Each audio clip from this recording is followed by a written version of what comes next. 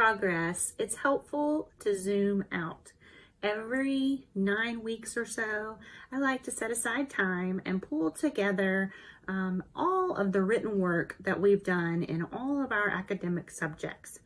Along with that written work, I like to pull together my notes from my calendar, my planner, the instructor's guide. In the margins, I've made just quick notes all throughout the 9 weeks with just a little bit of information about about our progress in the non-written work, the history, the Bible, the literature, read alouds, readers, just comments about how it's going. Be honest.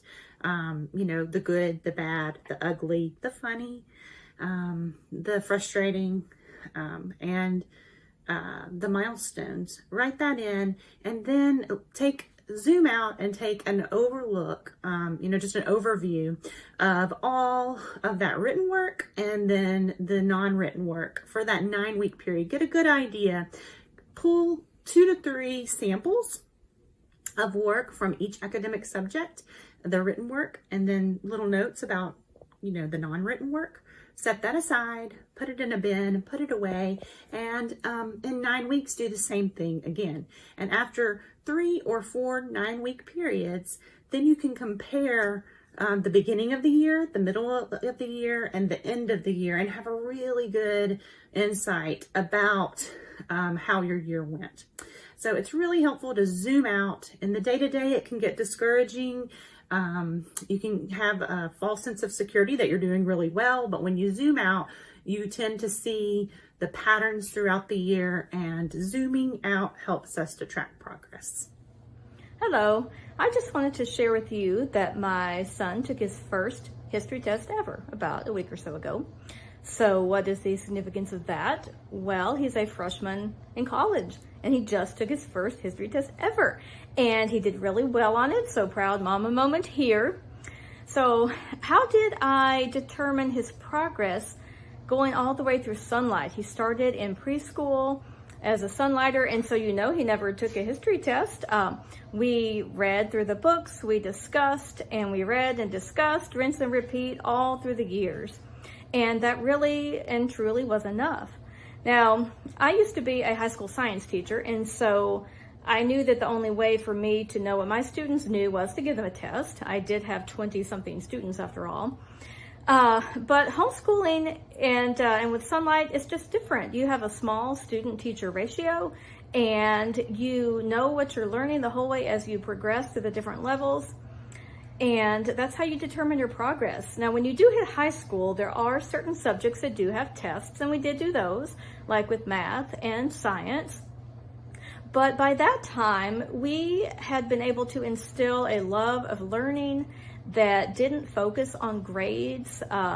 It's not like you just do what you have to do to get the grade that you want. You really instill a love of learning going all the way through. And we have found that the style of Sonlight without all the tests really does work and sets your kids up for whatever they want to do in the future. Every year when I evaluate my homeschoolers, the first thing that I do is look at their progress.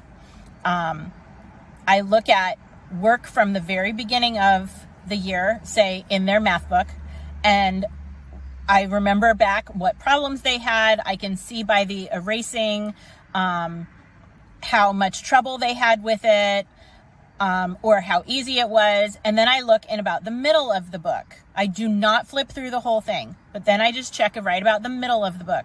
How was that going? Remember when that was hard? Remember the things we had to learn? And then I look at the end of the book, and invariably I can see how much they progressed by the end of the year, because you work in baby steps. And so along the way, I don't see how well we're doing and how much they're conquering. But when I look at just the beginning, middle, and end, it's very, very obvious. I always assess a child's progress based on that child, not grade level, because I never really know what grade level even is. It's different in every school, every district, every state.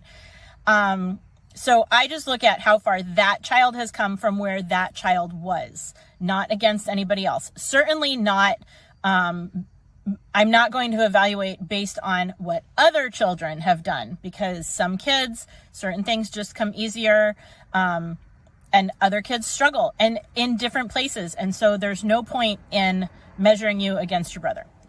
Evaluating my homeschool every year looked different depending on what state we lived in.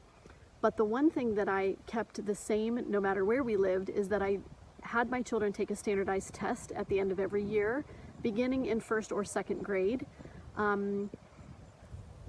That has been a gift to them because it teaches them that skill of taking a standardized test. I also, even no matter how scary it might seem, I went ahead and did the times test because I also feel that that's a good practice for them in taking something that might seem a little stressful, but in an environment that's safe. We do Christian Liberty Press. We do their CAT test. We've always done the paper test, and recently I've tried out the online test, and I gotta say, I'm a big fan. When I first started to homeschool, I had read a bunch of books about homeschooling, and in one of the books I had read about Charlotte Mason and some of the techniques that she used, and that's where I learned about narration. Narration is a great way to evaluate your kids to see if they are retaining what you're reading aloud to them. The way I did it with my kids was I would periodically stop what I was reading and just have them tell back to me what I had read to them. So I might say, what is the most interesting thing you've learned right now? Or tell me everything you know about giraffes. And if they could just spew back to me what they've read, what they've learned, then I knew that they were retaining the information.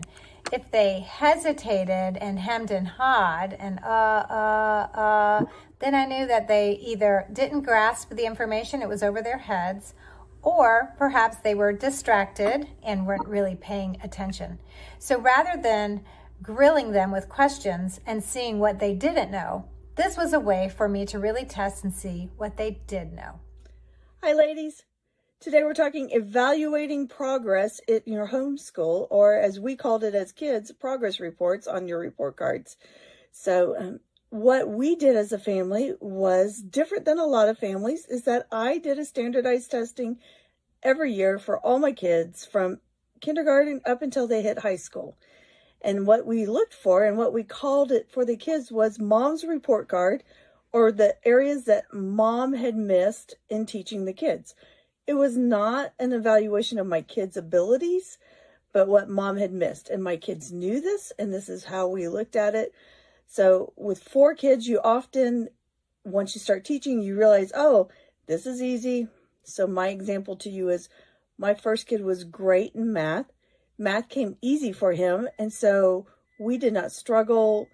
And when it came to kid number 2, she struggled with multiplication, but she did it, but she struggled with it. And so what the standardized testing caught that multiplication for us, because I taught just for number 1 like I did to number 2, and what was good for number 1 was not good for number 2. Go forward, number 3 was great with her map skills. She loved drawing maps. She loved maps. Kiddo number 4 struggled with maps. It's the same scenario, just little things that you miss, that the standardized test is set to be able to find those little things, whether it be multiplication, punctuation, map skills, reading the science charts on the science portion. All those things are things that we tend to forget about, and they catch it for our kids. So I encourage you guys. It'll be a great year. I talk to you soon. Bye. How do I assess my children's progress? By talking to them. I know that sounds too simple, but it's true. Think about the smartest person you know. How do you know they're smart? Did you give them a test? Probably not. You probably heard them speak about something they're very knowledgeable about. And it's no different with your children. If they can tell you what they're learning in history, science, Bible, or any other subject, you know they're learning. And Sonlight's instructor's guides make it so easy by providing discussion questions for you. But I take an even simpler approach oftentimes. When we're done reading, I'll look at my child and say, what was that chapter about? If they can tell me, I know they paid attention and they learned something from it. And the other thing that I'm looking at each year is, are they learning new skills? So if my child didn't know how to read last year and now they can read, they're learning new skills. If they didn't know long division last year and now they understand it and can explain it to me, then they're learning. And that's really all I'm looking at, is are they learning new things from year to year? Is school making sense to them? If it's not, I slow it down until it does make sense. And if it's so simple, I push a little faster and I move at their pace. As long as they are progressing, I know we're on the right track. As we sought to evaluate our girls each year of our home education journey, we felt it was important to keep our goals in mind. The overall goal of our homeschool was to develop fully devoted, spirit-empowered Christ followers and to make our home a place where learning was valued and pursued. So in light of that mission statement, we evaluated all aspects of our children each year. We did use the checklists that are found in the instructor's guide in your download section that talks about physical development. Can your 5-year-old stand on one foot, hop, climb stairs, things like that. So those are provided through Sonlight, and we use that as a good checklist. We also kept samples of all of our table subjects. So their math worksheets, their handwriting worksheets, their creative expression assignments, and science worksheets. We kept 5 or 6 from the beginning of school, from the middle of school, and from the end of school. And we like to look at those and make sure there was progress made there. We thought back to discussion, how well they answered questions at the beginning of the year. Did they make progress through how they answered those questions at the end of the year? And then we did some spiritual evaluation. Had they made progress in that area? So our state does not require standardized testing, so we chose not to do that, but instead just to look at the things that they had done.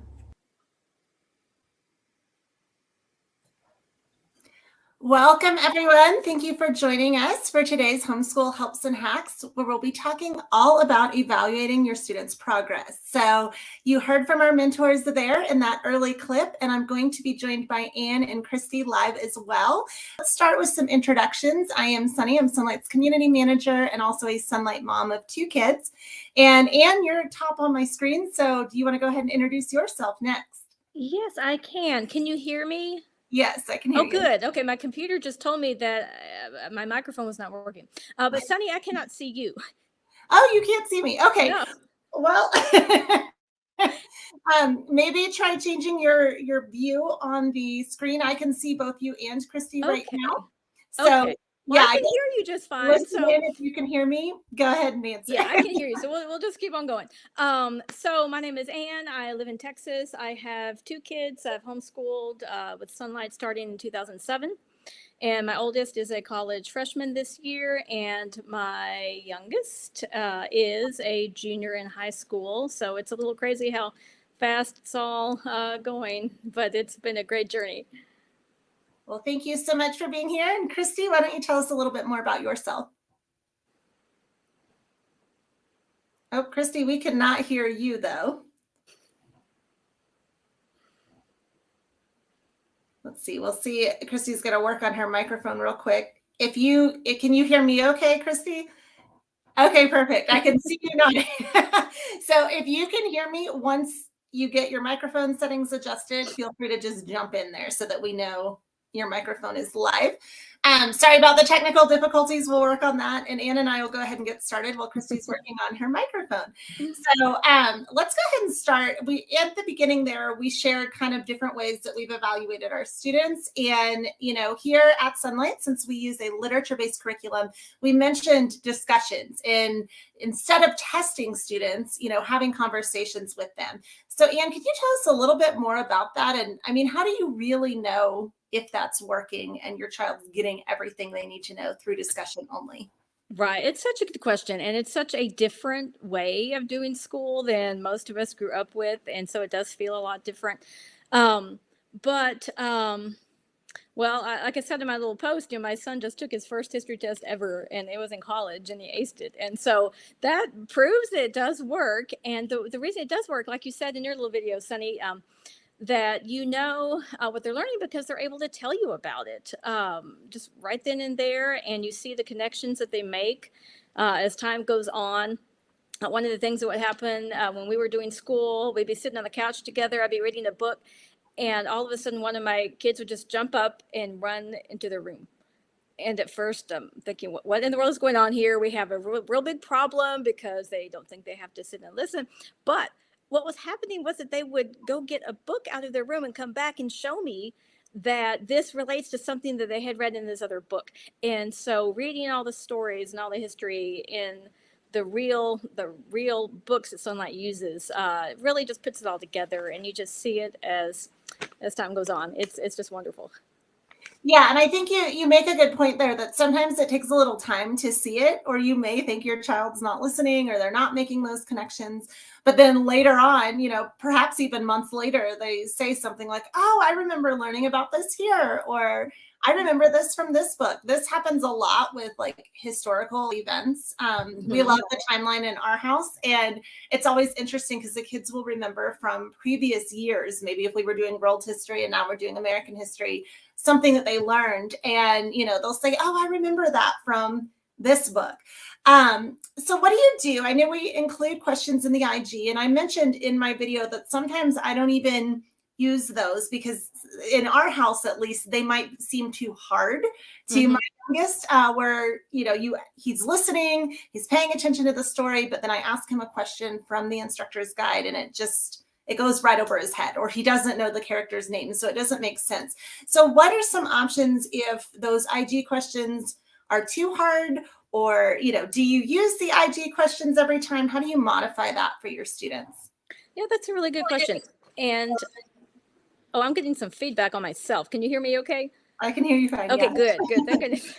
All right, so that has happened to us too, especially when it came to the read aloud questions. And I would ask the question, and my son would just be like, I have no idea. So one of the things that I started doing for a time was writing down the questions and showing them to him ahead of time. And that really did help a lot, because then he was able to see, know what to listen for, what kind of questions he was going to have to answer. And that method really did help. And also just, summarizing, like Sheila said in her video, doing some narration after you read something, telling back, what they've learned and what they know about now since they listened to that is very helpful. And I really think, Sonlight did design those questions to be discussion questions where everybody gets their head in it and is, trying to understand what's going on. And honestly, I don't think the child is necessarily supposed to be able to come up with that answer all on their own sometimes. It truly is a matter of discussion for the whole family. Yeah, Christy, you want to try to see if we can hear you? Sure, can you hear me? Yes, yeah. Tell us a little bit about yourself, and then we're just talking about kind of modifying those instructor's guide questions if they're too advanced or you don't want to use all of them. Yes, definitely make it yours. I'm Christy, by the way. I have 4 sons, and they range in age from 13 through college, second year, sophomore. And so let's see, for IG questions, I think there's a lag on the video. Can you guys tell that? Does my mouth match my face? It's good here, but funny thing is I can't see myself now. Technology is okay. I'll keep going. Sorry. It's distracting because my mouth is different than what I'm saying, and it's distracting me. So yes, we are definitely big on making it ours. If there are questions, really I want to get to the heart of what they know, and that can be hard. I would say it's a process. I think Anne alluded to this, that sometimes it takes a little time. Some of the things we're working on is vocabulary, and you can't really measure that, like their growth in their vocabulary, their growth in their attention span. There's no way to evaluate the progress in that area effectively, I think. The big thing is patience on my part as I'm, talking to my students and knowing that as we go, I will watch for things that they're doing outside of those questions. If they're not big on answering the questions, because I might see them playing, and I've seen you guys say this in the app too. You'll see your kids playing and you know, acting out something that they've done, or that you hear them talking in the next chair at the dentist and they're talking about Julius Caesar. You know, those are certainly ways to know that they're absorbing it, and even if they can't answer that question every time. Yeah, that's very true. And some of the other mentors mentioned standardized testing. I know different states require different things. We actually have a question in the app from Jeanette saying that she's nervous about the organization aspect of giving a standardized test at the end of the year. Her state does require it to be done annually, starting within 1 year of starting your homeschool. And so her kids are 5 and 6 and in first grade, and already looking at that standardized test. Of course, for older kids, eventually they probably will take an ACT or SAT for college admissions and things like that. So how do you get your students ready for a standardized test, or how much pressure do you put on that if you have to start out in a younger grade? We did some standardized testing in the early grades, and I was in a state that I was able to pick myself. I was able to choose, so I just educated myself on the different kinds. I could have just gone with the easiest one, but I wanted to know what they all entailed, and I found that my favorite involved an official tester, and we took them to the house, and we got a lot of great feedback from it. She was an educational psychologist, I think, and it just seemed the easiest. She had homeschooled, and she was in the community, and she provided this service, and she gave the results to me, so it wasn't something I had to give to anyone else. And it just gave me a lot of great feedback. And so, you know, just find the type of testing that that makes the most sense. I've tried different types of testing just to get, because I was required to do testing each year. And so I found it helpful to try different types of tests, and got some really great feedback that way.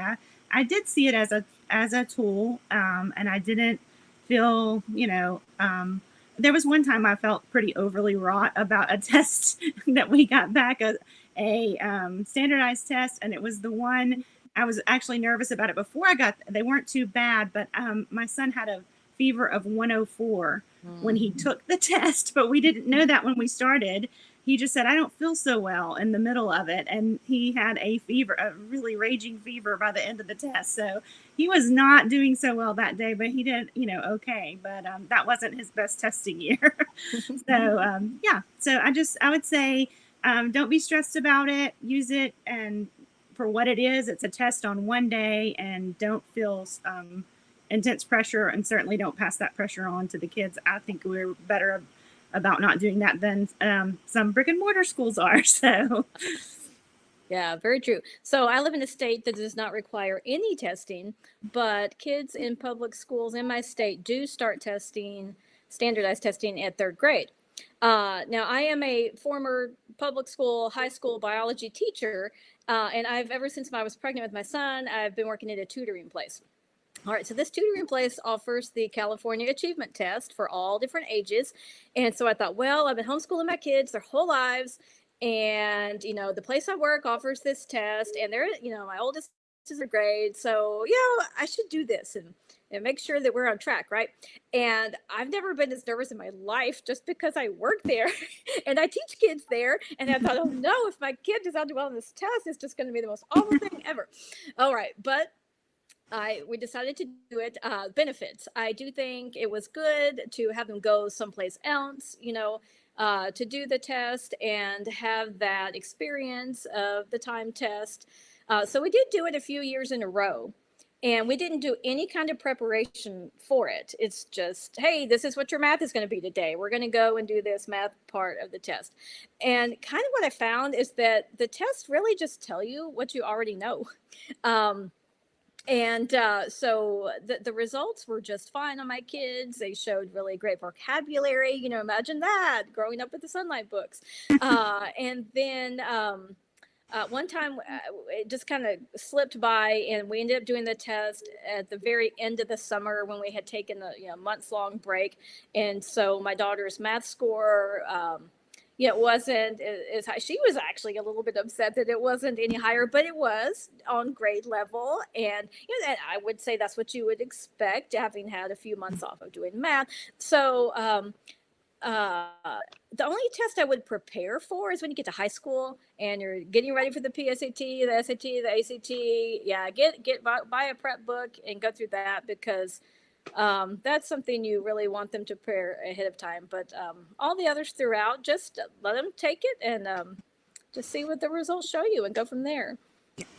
Yeah, I love what you said about they kind of reaffirm or tell you what you already know in the younger grades. If you are having those discussions and you're seeing your child learning, you probably know if they're weak in math or weak in reading comprehension or something like that. So it just kind of reaffirms what you know. So if you are in a state that requires it, I would say definitely look at it as a low pressure thing. I'm in Colorado and we use an umbrella school that does require testing every other year. So that's been our experience with it. We just look at it as, okay, we're going to do something new today. And you also mentioned, like, for the ACT, SAT, there's test prep booklets for that. I mean, I remember that when I was in high school. I attended a public high school and did my own little preparations. I don't remember school preparing me to take the ACT at all. And remember, those tests, you can retake those as well. So if your student's a little freaked out about it, maybe have them start it, the semester before. That way, that doesn't have to be their final score, for college applications. They can always come back and do that later. Let's go ahead and jump into like supplementing, and if your child's not progressing in certain areas. So let's say you've identified those weaknesses, you know where your child is struggling. Brittany actually asks a question about spelling specifically. How did you find it best to help your child learn to spell? But of course, there's other areas your child might be struggling as well. So let's talk about some options maybe for spelling, grammar, vocabulary, handwriting, math, any area that your child might be struggling in. Well, I'll tackle that spelling question. Let's see, how do you all find it best to help your child learn spelling the best? Sonlight offers two really good products that stand alone. Of course, in the language arts, younger levels, some spelling lists are included every week. But if you do feel like your child is a more struggling speller and you want to keep on going with that, you could go ahead and get All About Spelling or Spelling UC. And go with those all the way through the levels. And I used All About Spelling. I know Christy used Spelling UC. So it's kind of nice the two of us are on here. But All About Spelling is very hands-on with little letter tiles and using those to spell words and learning the rules and making the review individualized. If you don't get a word, you put it back in the review box. If you got that word down, you put it in the mastered box and you don't have to look at that one again. So you could be, have this word in your review box for months, and that is totally okay because it really works wherever your child is. And it has about 7 different levels that you can work all the way through. And spelling UC is similar in that if you, it's just right where they are. So you're going to review. There are maybe 6 or 7 different different types of words that you circle or shade. And the spelling UC, you're able to visually see. And each time you mark these letters that you mark, whether it's a silent letter or any of those things that you need to remember in spelling, you just keep reviewing that throughout the year. So it's there's a lot of review in spelling, and so they are able throughout the year to make progress. And I did see my guys making progress, remembering, I think this has a silent letter, or I think this has a tricky Y guy, or they started using that terminology as in other words outside of their spelling. So in the early years, I do want to say that be patient, I would say, on the spelling, because the list that they have in the instructor's guide, I think that was sufficient for us in the early years. I don't know, Anne, did you use those in the early years as well? Yeah, I did. I used them.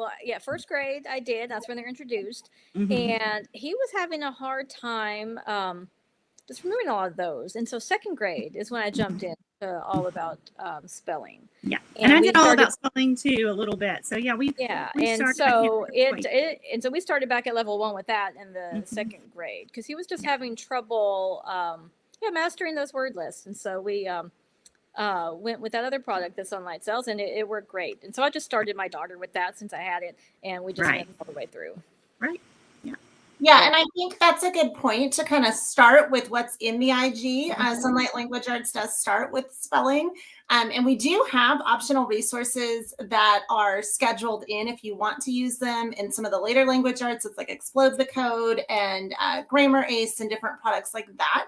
But I always start with the bare minimum myself. Whatever, comes with my package, that's what I start with. And then I add on if my child needs it. So like for handwriting, we do additional handwriting until that child writes legibly.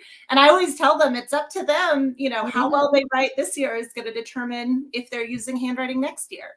Or with spelling, if they can nail all of those Sonlight spelling lists, then I know they're set and ready to go.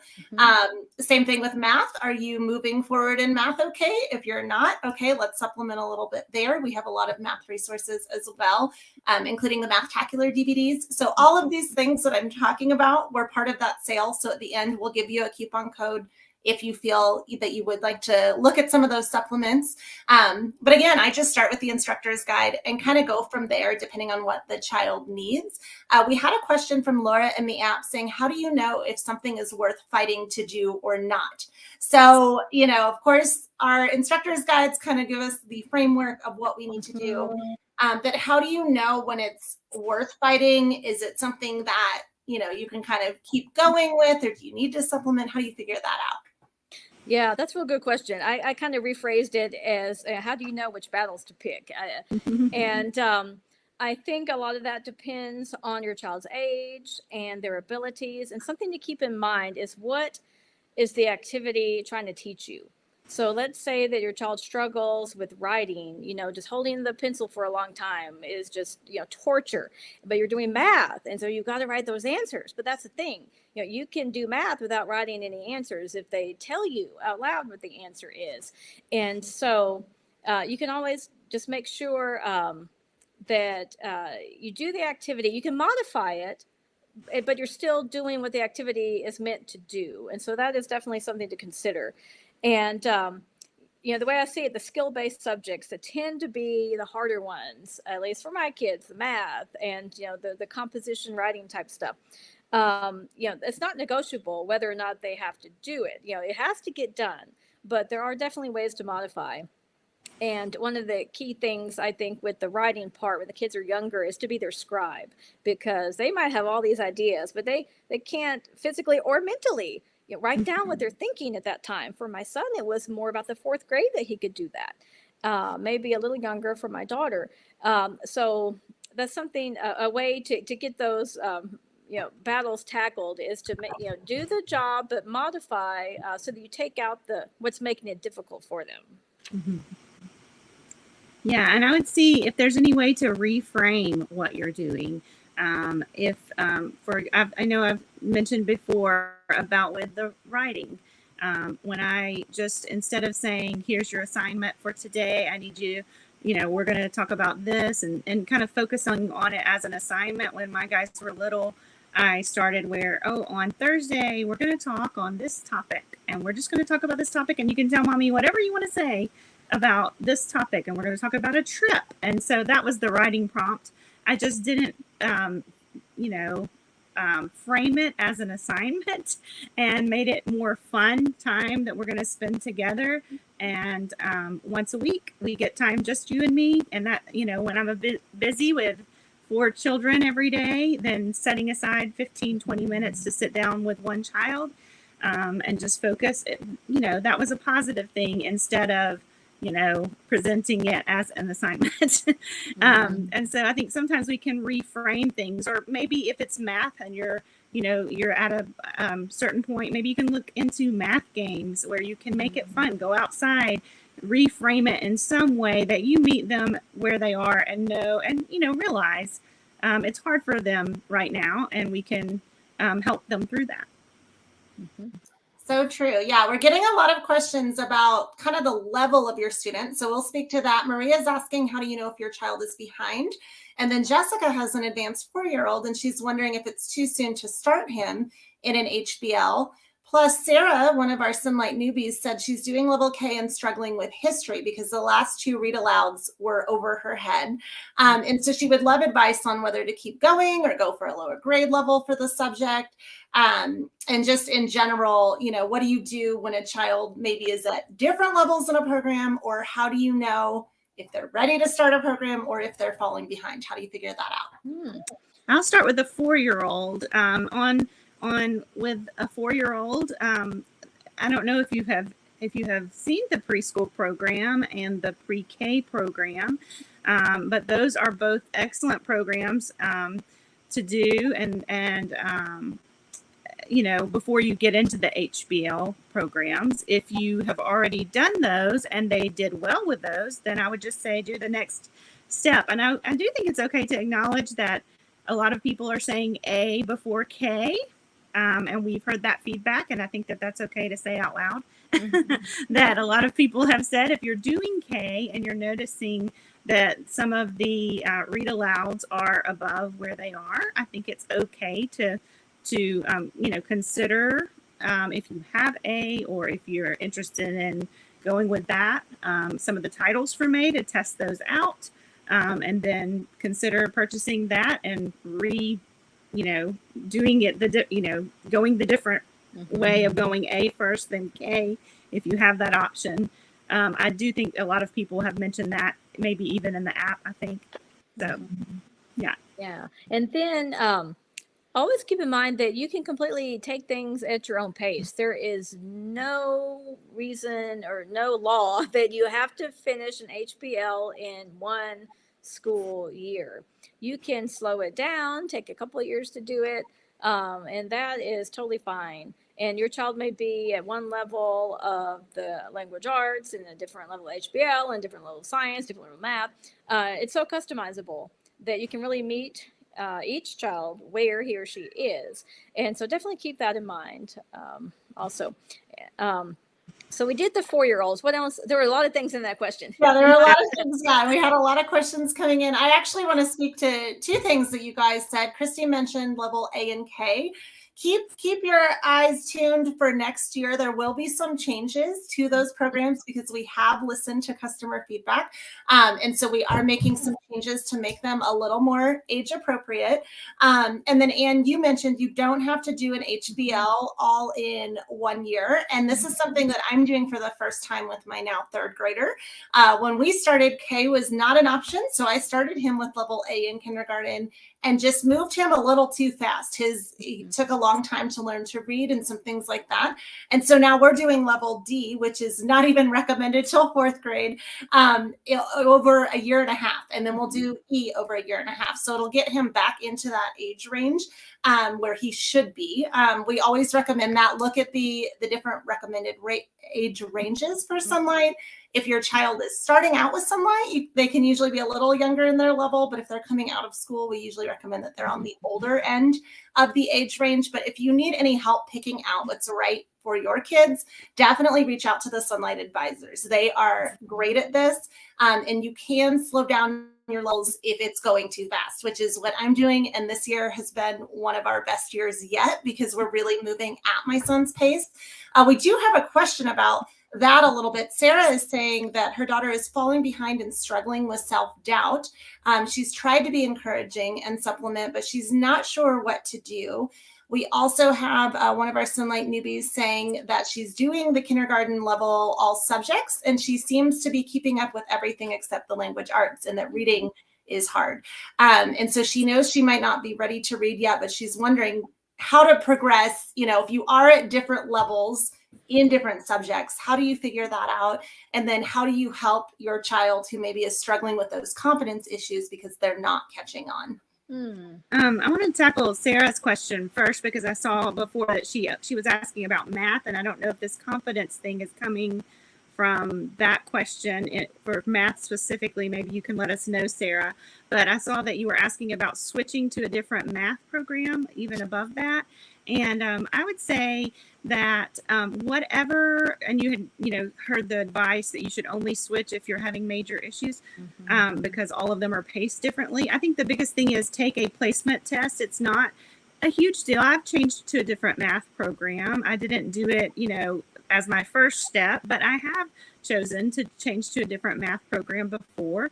And I think it was working for one daughter, but not the other. So it's okay to do that. And but whichever program you go to, make sure you take their placement test and get the just right placement. So I would say from year to year, if you do want to make a change like that, that is perfectly fine. And just and they will be Math UC does have a different scope and sequence, but just make sure you take a placement test for any math program that you have opted to do. That would be my advice on that.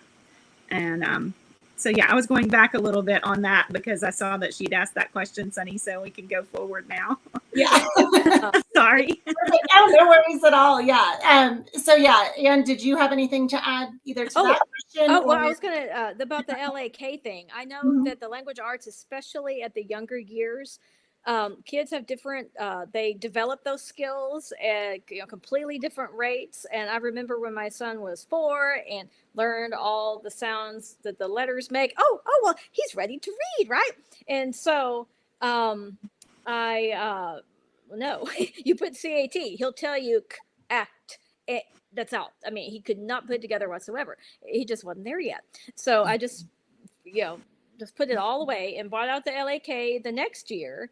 And then he was ready. So for a subject like the language arts, if you find that they're not there yet, just put the whole thing aside, because it'll be there when they're ready. And keep doing your read alouds and your math and your science, and just pick it up a little bit later, because they will catch up at some point. And Sheila, 2 times this week, I think I saw this great quote. I really should have looked it up, but about like if you're trying to plow your ground in January, if you just waited till March, it would be so much easier. It's so true with so many things, especially when the kids are younger.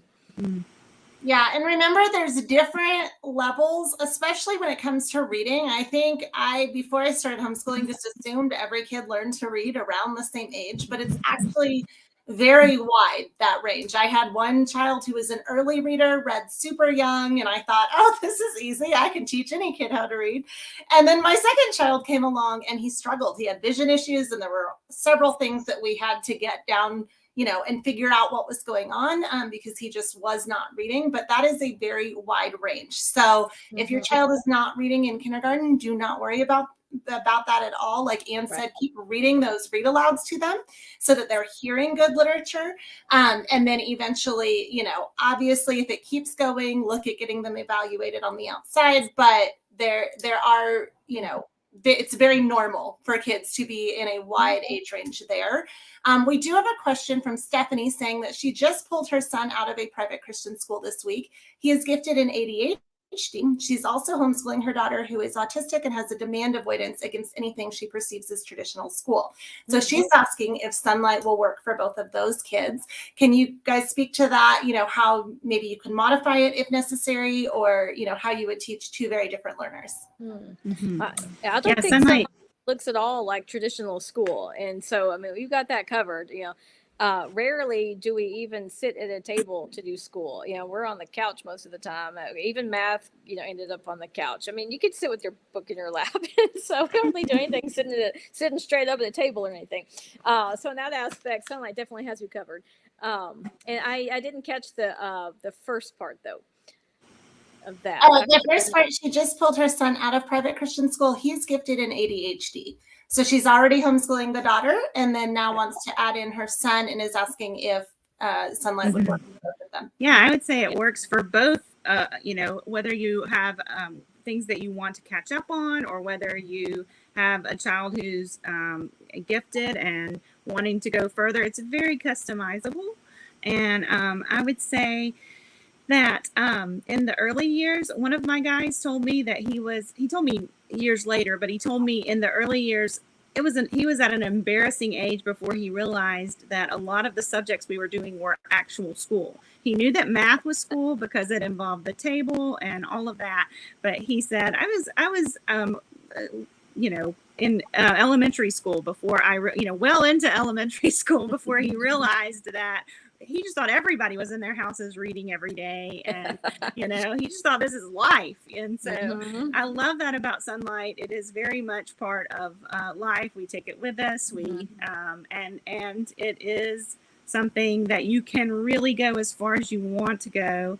I look back at what my boys knew in after we had done just a couple of levels of Sonlight, and it was far and above. I mean, there were some things and I shredded some of my college geography. I had to take a geography class in college, and they literally with Sonlight knew more than I knew. There was a country that I lived in later, and I missed it on a test. And when I went back, I saw that test, and I wanted to shred it so that my kids wouldn't see it. But anyway, yeah, they definitely, you can challenge them, and the reading takes off. And my guys have developed into special interests, and whether they are have challenges, some of my guys, in certain areas, we had some medical things to overcome, and some developmental things to overcome in the early years with my guys.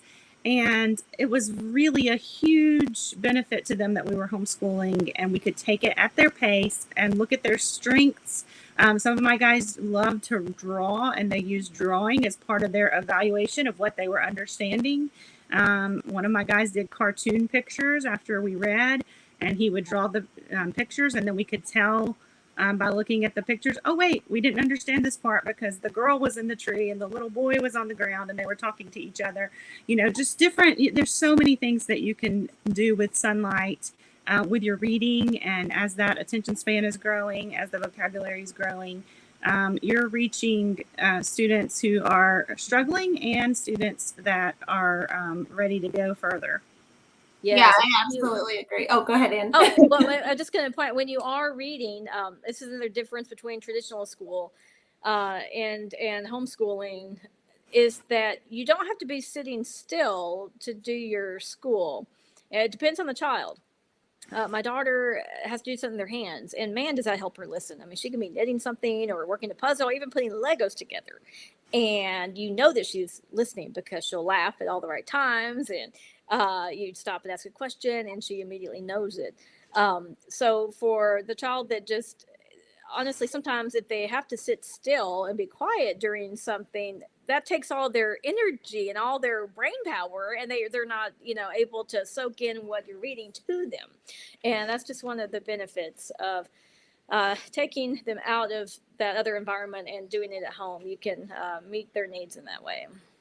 Yeah, absolutely. I agree that Sonlight is so easy to customize, and it works for a variety of learners. And you mentioned kids that need to work with their hands. There are definitely that type of learner that's more kinesthetic, more creative. And I know I've got one of those, and then I have one that can sit there and not move at all. But Christy, you mentioned that you learn things with Sonlight all the time. I know I do too. Even the most advanced learner, I guarantee you can push them at whatever pace, give them more books to read, and they will constantly learn new things, because I know teaching my kids with Sonlight, I learn new things all the time. And then because it's using stories, it's fun. It doesn't feel like school. You're not sitting there listening to a teacher lecture or, write stuff out on the board. You can read a book, and it just makes it so much more fun. And it's something that you share as a family. Stephanie's saying, thank you ladies so much. Well, you're welcome. We're thrilled to answer everybody's questions today. If we don't get to your questions though, keep asking them because Jonna and Lisa are there in the chat, and they're helping us out as well. Now let's talk a little bit about attitudes, changing behavior. Maybe things have been going really well with your little kids, and then they get a little bit older. That's not the case. We have a question from the app saying, my daughter is 12 and in 7th grade. We are working through level G this year. My question isn't about academics, but attitude. I know it has to do with her age, but I am surprised with my daughter's attitude regarding schoolwork this year and her attitude in general. Do you have more advice for mothers and preteen daughters? I'm looking at changing my parenting strategy as I'm teaching and parenting the same as always, but maybe I need to step back and give her more independence and responsibility. I will tell you, I have a 13-year-old daughter, so I feel you on this one. You two also have teenagers. How did you handle that transition from, the early years to now? Yeah, I think it's interesting. She's already pinpointed that, something might need to change, with how she's teaching or something like that.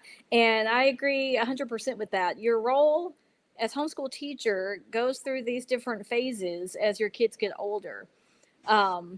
You're going from basically being in charge of everything to having them gain some independence. And so if that is an issue, there is no reason why, your child cannot have some sort of say about their school schedule, what they might want to do first and so on. What we did, I ended up getting this little storage thingy from IKEA. And the night before, I just put every, book in there that they'd have to do. So they knew that's what has to get done today. They could do it in whatever order, they wanted. So they have some say and some ownership in that. And that's helpful too. And so now that my daughter is a junior in high school, we just kind of get together after she does things and check in, and I'll ask her some of the discussion questions and things. But she's taken ownership of basically all of it. And so that's a gradual process. It just doesn't happen overnight. And so your daughter may be, hitting that stage where she's ready for a little more of that. And so definitely give it a try. Mm-hmm. And I'm really glad that I first, before I was a mom and before I was a parent, I taught overseas for a couple of years. And my second year of teaching overseas, I taught with a family that had a 7th grade girl. And her dad would come in and he would sing. He would come into we had a little parent teacher meeting with the mom and the dad and me. And we would sit down and he would come in singing Pavarotti's "I love you, then I hate you, then I love you, then I hate you, then I love you," and he was talking about a 7th grade daughter. And he was like, we get that at home too, so it was really great for me to see it wasn't just me, this is everybody with a 7th grade daughter or son, or, I found it helpful that we were doing Science F when my son was in middle school. And we, the Understanding Your Brain book from, I think it's an Usborne book. It talks about what happens with your hormones. And we read through that book, and it was very helpful to cover some of the attitudes we were getting about school. And we talked about hormones and how they change at different times in your life. Like mine are changing right now and his are changing right now. And we're going to get through this together. So there are times that we just have to stop and have a moment of honesty. And, if they're being disrespectful, I will tell my guys if I feel disrespect from them. I don't allow that. And we deal with attitudes as they come up. And that it is hard to do. Just like in the toddler years, it was hard to establish some boundaries. Redoing that again, after you've been through some maybe relatively easy years, then coming back again to cover some of those harder attitudes and things that you have to deal with, it pays off later. But in the moment, I know it does get tiring. But just be assured that if you deal with it little by little now, it does pay off, and you'll see the benefits going forward, and you can get through it, and Ask in the app will be there. Yeah, absolutely. I'm going to share a tidbit that I got from one of the other Sonlight mentors. Amber actually shared this with me when I was talking about my daughter, who was the stereotypical firstborn, very sweet, compliant child. And then those hormones hit, and I was like, who is this kid? And I don't know what to deal with or how to deal with her. And what she told me is when your child starts to push against you, don't pull away just because they're not young and cute anymore. It's very easy. If you think about like a toddler, they throw fits all the time, but they're still cute. They're affectionate. They'll tell you, I love you so much. It's very easy to stay sweet and cuddly with them. But once your kids are older, and they start giving you those attitudes and they're being disrespectful, your tendency might be to kind of pull away from them and, oh, they hurt my feelings, I don't want to talk to them right now. But the advice that Amber gave me was that's when they need you the most. So I have started, whenever I feel kind of that pushback from my daughter, do you need a hug? Let's just sit down. Let's stop doing school or whatever we're doing. Let's just hang out together. And I found it actually makes it easier then to move on towards school or things like that, because now, our heads are on straight and we're not in that like fight mode anymore. So that's something that Amber shared with me that I've used in my own home and I love it. So yeah, definitely get in the app. All of the mentors, we've all been there. We all have teenagers or had teenagers. And so we would love to share that type of advice with you. We are running low on time, but I did want to get to one last question from Katrina in the app. She said, I would love to hear the perspective on how many activities work for successful Sonlight families. So like how much is too much in the afternoon and the evenings? Do you use certain criteria to evaluate if your kid needs or deserves to be in an extra activity? So I assume we're talking about sports and music lessons and things like that. So how do you guys determine what your kids can do, should do, what they deserve to do, etc.? Yeah, look at finances for one thing. That is definitely a factor. So look at your finances, how many kids you have. And so those things will differ for everybody. And then another question to think about is, do you want to have an evening together? Do you want to be able to eat dinner together at least one evening a week and plan things all based around that? Because all of these after school activities are so good and beneficial. You can check off that PE box and on your high school transcript if they're doing a basketball team or something. And it's just great. But it definitely is a balance. But like I said, I would look at finances, how many kids you have. If you've got a large family, one activity per child is probably going to be enough. We found a team where our guys are all on a team. Now, of course, there's an elementary, middle, and high school. And thankfully, this year is our first year that we don't have an elementary. We don't have all three levels. And so we're not doing the whole schedule. But still, it does. Their practices are together. If you can find anything like that. Also, if you have students I have a mix. I have some students who want to do all the things and some that like maybe we have to kind of even encourage him to do an activity or two and help him get started, and then he loves it, But I would say if they are that student that loves to do all the things, we do have to make a decision and pare it down to what we can do. It is a good idea to have a standard of how much to do, and we do not, and we need that actually at our house, because we have one who is over. He has too many activities this year, so we are with you. Well, that's something, too, to kind of look at. For a while, my daughter did competitive dance team, and it was the biggest time suck. She would spend hours each night at the studio, and then every weekend we would be traveling to competition, and we realized that was just not working for us. Plus, our poor son was not getting to do anything except go watch her dance. So now we kind of do 1 to 2 activities per child, and they even do some together. So that way, it's easy for us to drive places and take them where they need to go. But it's not like what you said about every night a week. We still get that time together. So we are really low on time. So if we did not get to your question, please post it in the Sonlight app on the replay of the video, and we will definitely answer you there. All of our mentors are in there. Anne and Christy, thank you so much for being here today. Jonna, Lisa, thank you for helping us on the chat. Again, if we did not get to your question, please drop it in the comments and we will make sure to answer that for you.